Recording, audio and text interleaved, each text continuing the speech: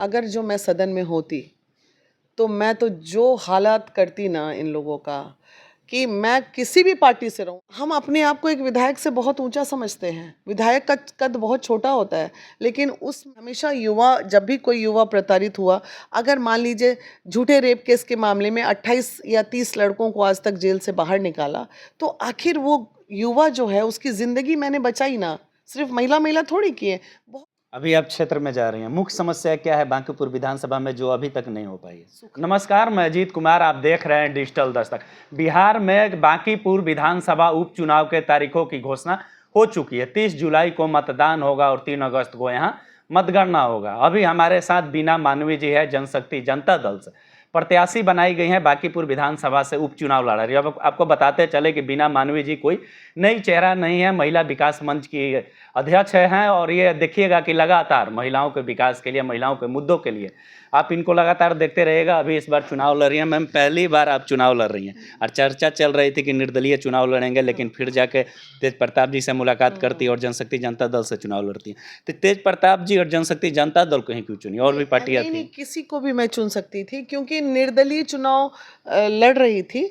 मुझे राजनीतिक क्षेत्र का बहुत ज्ञान नहीं था, इसके लिए मुझे राजनीतिक किसी व्यक्ति का सहारा तो चाहिए ही था। तो इसलिए मैंने तेज प्रताप जी की पार्टी को ज्वाइन कर लिया और उन्होंने मुझे तुरंत टिकट भी दे दिया कि नहीं, चलिए हम हैं आपके साथ, बनिए आधी आबादी की लड़ाई तो सालों साल से लड़ रहे हैं हम, लेकिन युवाओं के लिए कुछ करने की चाहत थी, जो कि बिना सरकार में रहे युवा के लिए काम नहीं कर सकते हम। तो मैंने अभी तक सिर्फ काम करना जाना है। अब हमारी जो कैंपेन भी जो हो रही है उसमें आप सिंपल सा देखिएगा, हम माइक लेके चल रहे हैं ना, मेरे गले में माला है ना, ये है ना, ताम झाम है ना, कुछ है, क्योंकि मैं एक सोशल वर्कर हूँ और मुझ में वो नेता वाली क्वालिटी नहीं हो सकती। मेरे को कोई पीछे से अगर मेरी मेंबर्स लोग बोल भी देती है वीना मानवी जिंदाबाद, बस तुरंत डांटते हैं सबको, बोले खबरदार ये वीना मानवी जिंदाबाद नहीं करना है। अरे ठीक है, युवा शक्ति जिंदाबाद करो, महिला शक्ति जिंदाबाद करो। तो मुझ में ना, मुझे ये नहीं समझ में आ रहा कि राजनीतिक में नेता बनने के लिए अपने आप का जिंदाबाद कराना ये क्या ज़रूरी होता है। ये उनका प्यार और भाव होता है, लोग करते हैं, लेकिन ये सब चीज़ों से मुझे थोड़ा सा परहेज है, जो क्योंकि हमने हमेशा सोशल वर्क किया और अचानक राजनीतिक में आके जिंदाबाद जिंदाबाद सुन के बड़ा अटपटा फीलिंग होता है। विगत कुछ वर्षों से आप महिलाओं के लिए काम कर रही थी, ये मन में एक विचार कैसे आ गया कि अब राजनीति में उतरना चाहिए, चुनाव लड़ना चाहिए? इसलिए आ गया क्योंकि थक गए।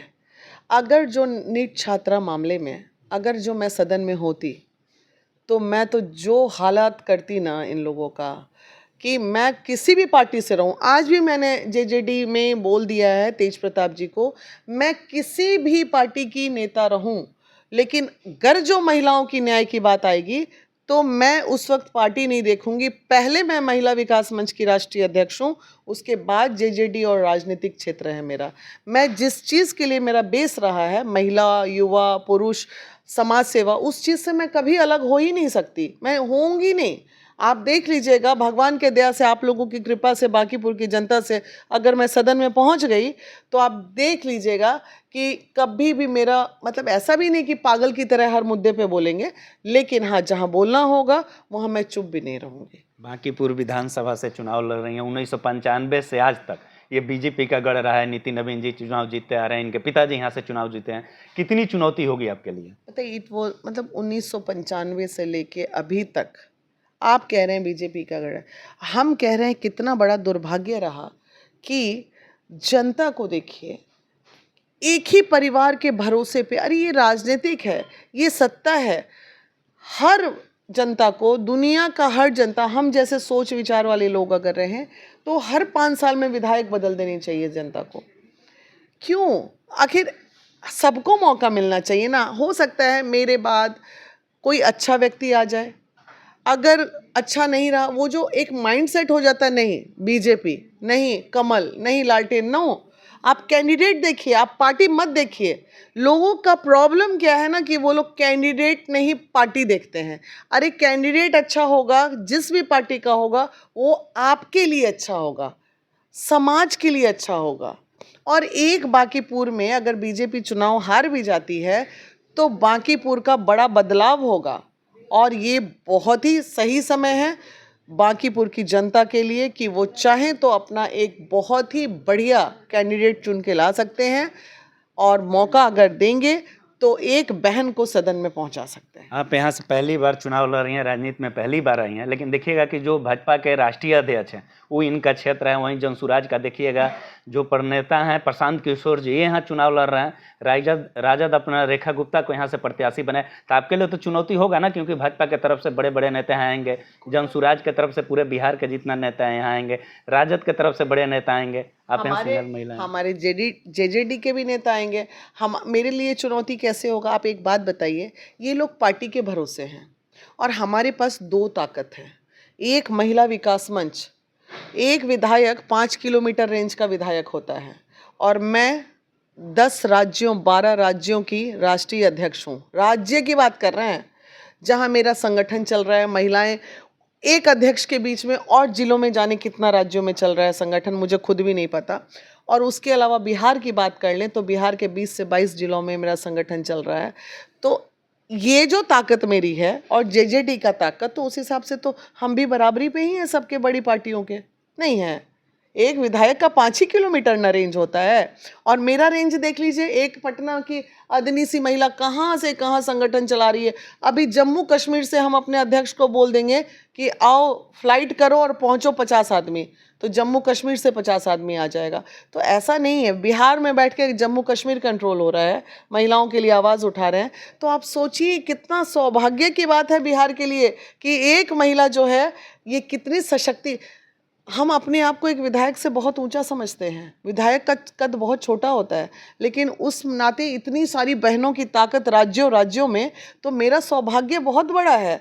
आप ये ठीक है, विधायकी लड़ना और सदन तक पहुंचना एक रास्ता है जो मैं ढूंढ रही हूं कि मैं उन लोगों की ताकत बनूं, लेकिन अगर जो ये रास्ता पहले भी मैं सोचती हूँ तो मैं अपने आप को बहुत ऊंचा समझती हूँ। चुनाव के तारीखों के घोषणा होने से पहले से ही आप क्षेत्र में लग चुकी हैं, प्रचार कर रही हैं, महिलाओं के पास जा रही हैं। महिलाओं की कितनी सहानुभूति आपको मिल रही है? महिलाओं की सहानुभूति तो है। देखिए, हम उन बहनों के लिए ही हैं, हमने हमेशा बहनों के लिए आवाज़ उठाई। हमने हमेशा जब भी कोई युवा प्रताड़ित हुआ, अगर मान लीजिए झूठे रेप केस के मामले में 28 या 30 लड़कों को आज तक जेल से बाहर निकाला, तो आखिर वो युवा जो है उसकी ज़िंदगी मैंने बचाई ना। सिर्फ महिला थोड़ी की है, बहुत सारे तकलीफ होते हैं लोगों की ज़िंदगी में। प्रताड़नाएं महिलाओं के साथ होती है तो प्रताड़ना पुरुष के साथ भी होती है, और हर आदमी प्रताड़ित है, इसमें क्या कहने का है, किसी न किसी कारण से। अभी आप क्षेत्र में जा रही हैं, मुख्य समस्या क्या है बांकीपुर विधानसभा में जो अभी तक नहीं हो पाई है? सूखा नशा आज की डेट का सबसे बड़ा मुख्य समस्या। पूरा बांकीपुर सूखा नशा में सराबोर है।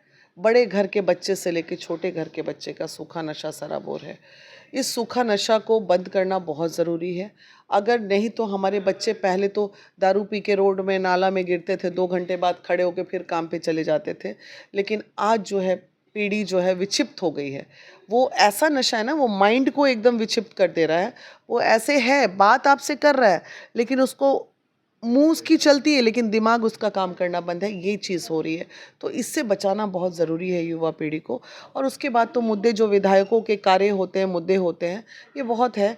और जो युवाओं का रोजगार छिन गया, महिला के अलावा युवाओं का रोजगार छिन गया। लगभग 400 से 500 लोग जो बाहर के आ गए, बड़ी बड़ी कंपनीज़ में, तमिलनाडु इधर उधर प्राइवेटाइजेशन कर दिया बांकीपुर क्षेत्र में। तो वो प्राइवेटाइजेशन को भगा के जो भी बांकीपुर के बच्चे हैं, पढ़े लिखे बच्चे जो बेरोजगार बैठे हैं, उनको पहले रोजगार देने का काम। अभी आप सुन रहे थे जनशक्ति जनता दल की प्रत्याशी बीना मानवी जी थी। इनका साफ तौर पे कहना था चुनाव के बाद भी जनता के साथ रहेंगे। चुनाव के पहले तो जनता के साथ आए हैं, चुनाव के बाद भी हम जनता के साथ रहेंगे। तमाम सवालों पे बेबाकी से जवाब देती हुई नजर आई। पूरी बातों को आप सुने, ये बात कैसी लगी, आप अपनी प्रतिक्रिया कमेंट बॉक्स में दें। धन्यवाद।